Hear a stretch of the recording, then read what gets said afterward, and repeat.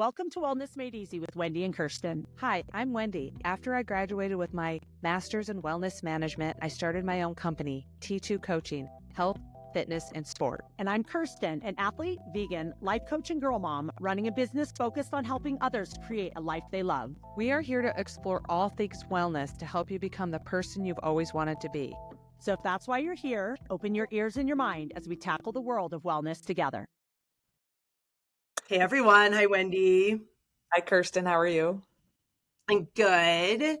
So we are both a little bit frazzled today. We both have like back-to-back rush days, and we're trying to stay consistent with recording our podcast. So we are going to record a shorter than usual podcast for you guys, but hopefully get some of the questions that we've been getting answered for you guys. So starting off, Wendy, what was your wellness win for the week? Well, I got a DEXA scan. It's a body composition scan. I think it's definitely the gold standard. If someone's interested in getting their body composition measured, I highly recommend trying to get a DEXA scan. The first one I ever had was in 1998 when I was a student at Colorado State University, when they just got the machines. It's like a scan over your whole body. And so I've had them on and off over the years. And then in 2022, Don wanted to get one. We found a local guy. So I get one every year. And the cool thing is I've improved in body composition, maintaining the same weight. That's the cool factor to me, because I never really paid attention to that part. I was mostly looking at my bone density and not necessarily about the body fat, but I was more concerned with bone density. So the interesting part is my, over the years, I've had about the same body weight, and the things that has changed is bone density has gone up and the body composition has slightly changed, body fat to lean muscle mass. Now, a year ago, 11 months ago is the last time I had it. I had a higher percentage of body fat, and that's because I lost so much muscle mass when I broke my patella. So my right leg mass was still not up to par. So it's interesting to see how they divvy up your lean mass arm to arm, leg to leg, so you could see where the mass is greater or leaner or more fat. And so it's just really cool to see the constant body weight, but the changes in body composition, as well as, again, for me, the bone mass. So my wellness win is to see my right leg lean body mass has increased from a year ago, which is what I wanted to happen. But it's like, okay, I feel like my legs are back up to full size and strength compared to before I broke my patella, or when I broke my patella and I lost everything. Now I finally got it back. So that's exciting to me. Do you know what would be interesting? Do you guys at your lifetime, do you have the in-body? No. Okay, because all the lifetimes here, because I go to 4 different lifetimes, they all have the in-body, where the one where you hold on to the handles and you step on the thing with the bare feet. We have that. Yeah. What would be interesting is we do after have the that. DEXA. So what I would do next time you're at Lifetime, I would do the in-body and see how the DEXA scan, because the in-body does your right and left arm separately, your right and left legs. It does all that. It doesn't do bone density, obviously, because it's just a body fat and lean body mass calculator and hydration. It calculates your inner water and your extracellular, intracellular water. But it'd be interesting to see how that compares, since the DEXA scan is definitely more, it's so accurate. It'd be interesting to go do the in-body and compare and be like, what does the in-body say compared to the DEXA scan? Yeah. Because I feel like the in-body is really accurate. It kind of varies from machine to machine. Like if I do it at one gym and then do it at another gym, it might vary more, but I typically will do it at the same machine at the same gym. And and I feel like it's really accurate. So it'd be interesting just coming off of more of a medical device to see how if they differ at all. Yeah. Okay. So, well, my wellness win is I did my longest run that I've done in 2 years, almost 2 years. Like it was Kona in 2023. So it was October of 2 years ago.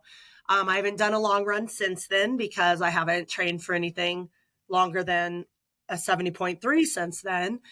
So I've been doing, my longest run has been 13.1 miles, and I ran 15 miles on Sunday, and it was hard and slow, but I was proud of myself because I haven't done a long run in a long time.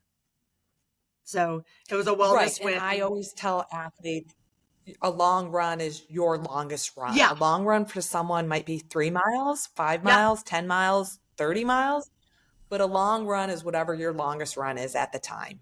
Yeah. In the last 2 years, my long runs have been like my 9 to 10 mile runs because my race is 13 miles. So my long runs have been like 9 to 10, maybe I'll do a 12, but they've been more in that like 9 to 12. So going 15 was a stretch, and that was Sunday. Today is Thursday. So 4 days ago, and I still am sore. So I've just been doing elliptical and step mill for my training the past 4 days so that I don't run on. I'm already sore. Like there's no point in making me more sore. That'd be a good listener question, because not that anyone asks, but I feel like I've heard people when they're training for a marathon or something where they're running a lot or a half marathon, and they're like, they have to run for their training. They're like, it doesn't count if it's a run. And I completely disagree, because I have done water running, walking on the treadmill, incline walking on the treadmill, step mill, and elliptical to replace a run. And my race still goes well. So, yeah, I mean, I think a lot of that has to do with your background. You've been an athlete most of your life, if not all of your life. So I think it just depends on someone's experience, how effective those type of cross trainings are going to carry over into your run.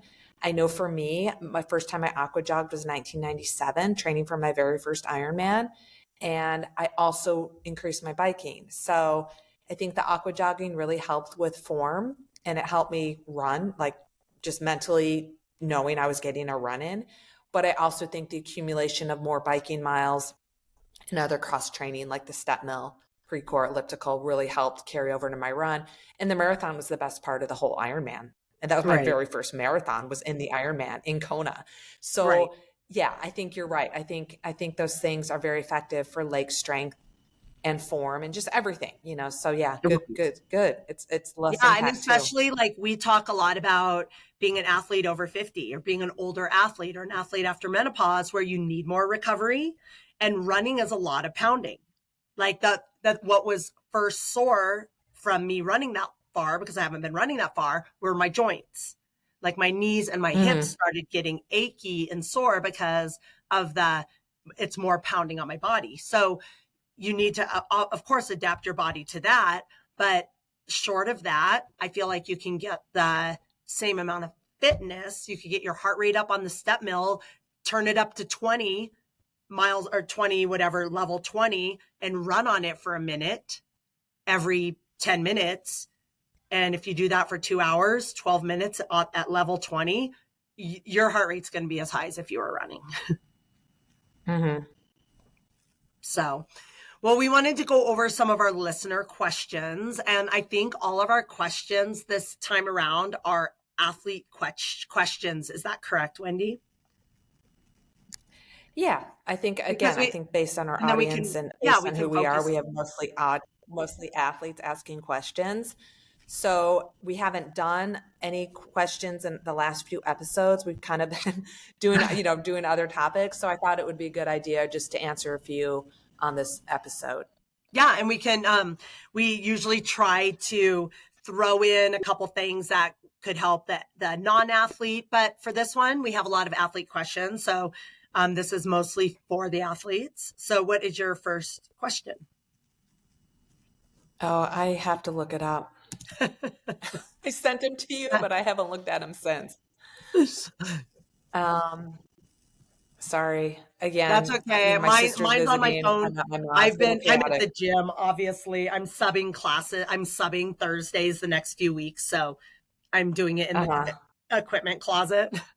So I have my phone charging over there. So I'll have to get my phone when it's my turn. I just figured I thought you'd have yours ready. So I was not having mine Yeah. ready. So, no, and this is a good one because it's kind of timely. We've talked about off-season training and off-season for wellness.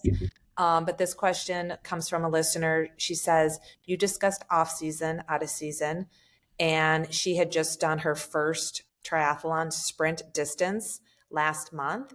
And she was wondering if she approaches this time of year with her training the same as someone who just finished an Ironman or bigger event or more experienced athlete. So she is correct. Usually for athletes, most athletes, October, November, December mark the out of season, off season time frame for training. And what that means is decreased training load, more strength training, more focused on the strength training, more focused on technical aspects of their sport, maybe even a single sport where, like for swimming, maybe they start to limit some running and biking volume and they increase their swimming volume. So swimming is the priority, the non-negotiable to work on their technique. That's what most triathletes need to work on. So I always use that as an example. Right. And for someone who just did their first triathlon this year, a couple months ago, a month ago, I think they do approach this time of year very similarly in the sense that races discontinue depending on the state you live in. There's really not a lot of races to choose from during the winter months, obviously due to the seasonal change in weather. Races actually do kick off. I know there's races in Florida in January, but that's Florida. It's warm year round. So a new beginner wants to approach the season very similarly in the sense that they do want to increase strength training. I always say swim more because when the time changes, you're going to be indoors more, and swimming is mostly an indoor sport, except in the summer. So working on one aspect of their limiter, if it's swimming, biking, or running, but choose a single sport and focus on bringing your limiter up to your strength. So when you start next season, you're going to be stronger in that sport that you figured out based on your race that was your weaker area. So yeah, definitely this time of year, whether it's someone's off season, I coach an athlete. I just started coaching an athlete again who took like the last 4 years off of multi-sport. So it's not his off season because he just took 4 years off. So he's doing more of a preparation season, October, November, but preparation season is very similar to an out of season where you do your training load is a little bit lighter. You do focus on strength, you do focus on technique, and you prepare your body to train. So it is very similar. Right. And I like to call, when I do things like that, in my mind, I like to call it like a camp. Like if I wanted to work on my running, I'd be like, oh, I'm doing a running camp and this is what it's going to look like. It might be a running streak. It might be a month where all my strength training is geared toward running specific strength training. Or if it's my hips are always hurt after I'm running. Well, I'm going to do like a hip camp where every single day I'm going to spend 5 minutes doing foam rolling on my hips or something. And so I like kind of sectioning it out exactly like you said, working on my limiter, but kind of calling that like, oh, it's camp. So if you have 3 months, you might do something like that. Like October is your, swim camp, and November is your run camp, and December is your bike camp, and maybe make a big goal. Like in December, Wendy and I do our D-Swimber, and we just do a lot of yards in the pool. Or I usually use December as my swim month because it takes my legs rest more, my running rests, my bike rests. And then in January, just because I feel like biking for me, it's something that comes back easily. And it's the longest part of a triathlon usually. So then I usually do make some sort of crazy bike goal. Like I'm going to bike 1,000 miles in January. And then that'll be like my bike camp. So for me, I like to do kind of like make it a challenge, maybe a streak, maybe recruit some of my friends to do it with me to make sure that I get it done. So if you struggle with what do I do in my off season and you don't have a coach writing a plan for you, maybe get together with a couple of your friends and be like, oh, let's do, a core work or functional training this whole month or something like that. So you can break it apart that way too. Yeah, there's a ton of different approaches to what to do in the fall, winter, out of season, off season, whatever you want to call it. I think the important thing is to have a goal, have a focus area, have some loose structure. It doesn't have to be the structure like you used to have if you've been training heavily, but having the structure does help with that accountability and helps clear up some confusion about what should you be doing. And I think, talking to a coach or talking to someone about it is going to help you give you ideas and direction. Yeah, 100%. And that actually leads me into my first question. And that was from somebody. So I also do personal training at the gym. And she came to me and she said, I want to hire you as a personal trainer during the off season. Yeah. And so I said, what's your goal? And she was like, oh, I don't know. I don't have a goal. And I said, then why do you want to hire me?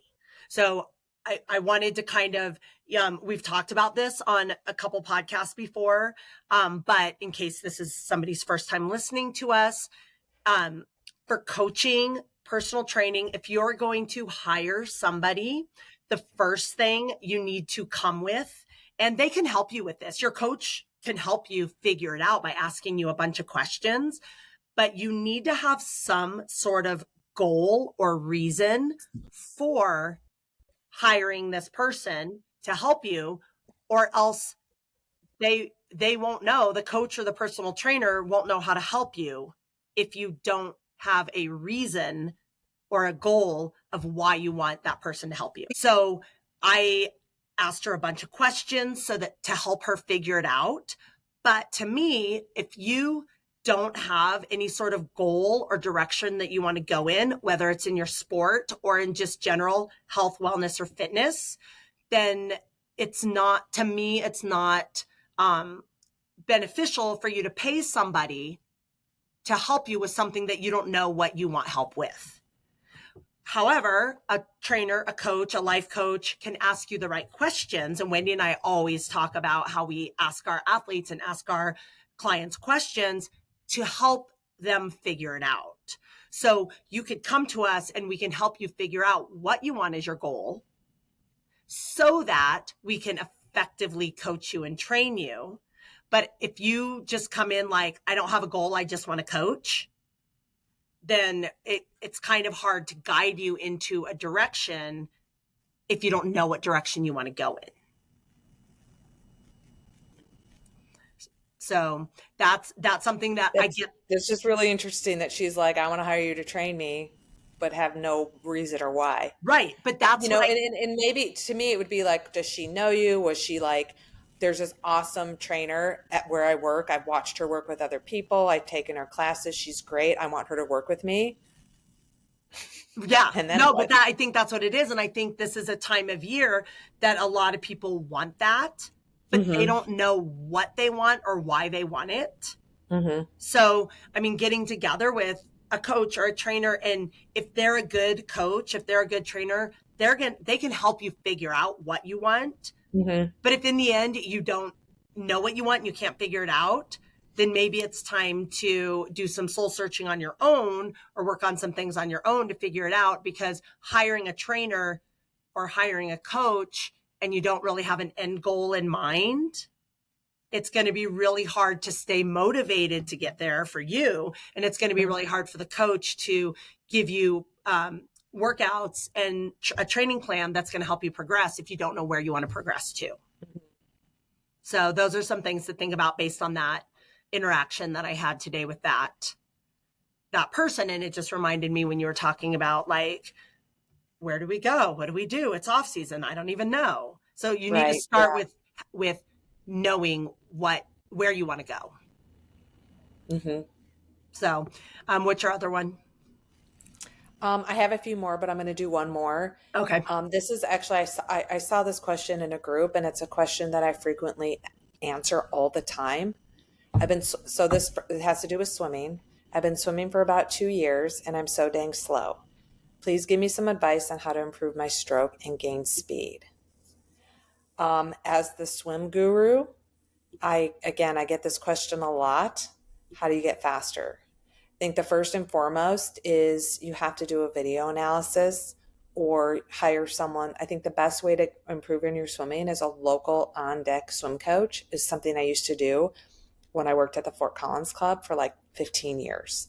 It was great. That's actually what launched my triathlon coaching business is I was helping so many swimmers, adults, figure out, learn to swim or improve their swim technique because they wanted to do triathlon. And so if you can't have someone on deck with you or you don't live by a pool that has access or has professional people like myself and Kirsten to help you with your swimming, send me a swim video for analysis. I've helped hundreds of people through video analysis. And instead of doing drills, most people know they have to do some sort of stroke drill. You don't want to do drills for the sake of doing drills. You want to do drills that are going to improve your technique. The basics, how do you get faster in swimming is it starts with breathing, body balance, rotation, and kick. All 4 of those things impact one another. So that's the first component I look at. Then I look at the 3 main phases of the stroke. What's going on out of the water is called recovery because your recovery impacts your hand entry, which is phase 2. And then your hand entry impacts phase 3, which is the underwater setup and push. And so without having anyone to look at your stroke and to know and to help you, guide you, and tell you what your technique limiters are and how to fix them, you're not going to improve. Also, swimming is so technical, you only want to focus on 1 or 2 aspects at a time, because if you try to do too many things at once, you're not going to do any of it right. And then once you get the technical aspect, you work on getting stronger. And usually that's with paddles and buoy and working on the underwater pole. And then once that happens, then you start to move your arms faster without losing technique or strength, and you will go faster. On top of that, exercise prescription is important. You don't just want to swim for the sake of swimming for a certain time and just go back and forth without any rhyme or reason. You want to know what's the purpose of the workout? Is it a recovery day? Is it a threshold day? Is it an endurance day? Is it a strength day? So having that technical or that exercise prescription is really important to improve in the water. I think a lot of multi-sport athletes, triathletes, adults are limited in their swimming because they learn or they're trying to learn as an adult, but they just don't know how. And the technique and the exercise prescription and the swimming frequency is really important, more than I think any other sport in multi-sport. Yeah. I actually had this exact conversation this morning when I was coaching masters, because I was talking to one of the women in my master's group, and I had them do like this set. And at the end, it culminated in 4 100s, and it was 100 free as fast as you can go. And then you only rest 10 seconds. So if you're going as fast as you can go, 10 seconds, that should not be enough rest. And then I had them do 100 really easy as their recovery. So they can only rest 10 seconds and they had to start again. Most of them did backstroke so they could breathe, but I wanted them to recover while going. And then after they did the 100 recovery, then they had 10 more seconds. And then they're trying to do the same pace in the third 100 as the first one. And 2 of the girls, but one mostly, they were like, why is this so hard? Why, blah, blah, blah. So I told her what I saw come apart of her stroke, like what part of her stroke fell apart between the first 25 and the last 25, because that's how you're going to see what drills you need to do. What drills can help the part of your stroke that falls apart, because everyone's first 25 is amazing, right? We all could do a high cadence with perfect form for a 25. So it's watching to see what happens. And like Wendy said, having somebody on deck, because she had no idea what fell apart. She just knew the first 25 was easy. The last 25, she felt like she was thrashing all over the place. So she said, how do I get better at this? So I told her the exact same thing you just said. I said, for example, if you swim 3 times a week, one swim should be all drills. And the drills you do aren't just drills you pull off YouTube. They're drills that are going to help, because she quit rotating. Her fourth 25, she was flat as a pancake. So she needs to do rotation and balance drills. And then her cadence, it was fast or it was the same cadence throughout, but then her stroke got really short. So her first 25, she was doing 20 strokes per 25. And her last 25, she was doing 28. So drills to rotate and lengthen her stroke. But then, like Wendy said, you have to have the strength to then do it just as fast. So that's what I said. I go, one workout should be just almost all drills. One workout, work on strength, do a lot of sculling, paddles, like Wendy said. And then one workout, if you want to get faster, you need to swim some fast swims. Even if it's at the end of the workout, you do 4 25s all out with 2 minutes of rest in between. You have to do something to show your body. And so after I explained that to her, she goes, oh, just like I do for my running training. And I was like, oh my gosh, so many people who come from biking and running backgrounds they don't think swimming training is this, they should be doing the same type of thing, which is like a very standard. If you're training for a marathon, you do a long run, a tempo run, and a speed run. Like, it's the same thing with swimming. People are always so surprised. So Wendy and I are just telling you guys all out there right now who aren't swimmers, treat your swim training the same way as you treat your swim and your bike training, and you're going to see a huge improvement. Well, when I started the sport 33 years ago, my friends would tell me, you train on the bike and the run like you do in the swim. And that was just so foreign to me because I swam 6 days a week. And when I started triathlon, I still try to maintain a 6-day-a-week swim program, but I was also in college swimming. So even during my off season from college swimming, when I did multi-sport, I still swam way more than I needed to, but that's all I knew. So when the concept came to me that says you train on the bike and run like you do as a swim, once I finally understood that, it's like, oh, okay. Yeah, of course you do. Right. Yeah. So I think it's so interesting because I feel like I've probably said that 100 times to people over the years, and they are all shocked. Yeah. So, and then it clicks. Like if you go on your cycling ride and you're doing every day you do cadence drills. Every day you might do your single leg drills, and then you might do 4 1 minutes at your FTP at the end of your practice to get your heart rate up. It's the same thing. Yeah. So, all right. So let's do one more. Yeah. Let's do one more listener. Because I have one more. And this I think is huge. And it's something, again, I feel like we always talk about the same things, but in case just to elaborate more, and in case this is their first one. I have an athlete who her hips have been killing her. And she's she's about 1 week away from tapering for her final 70.3. And she's like, I just got to keep my hips, together till the end. And I said, well, what are you doing for your hips? So of course, like, what are you doing for your hips? And she said, I have this app called Dynamic Triathlete that has mobility and stretching, but it's always the first thing I skip when things get busy. So she has this app called Dynamic Triathlete, and it has mobility and stretching for triathletes. It's on her phone in an app that she could just open up and do, but she doesn't do it. So what I told her, and again, like I skip too. Wendy skips some things too.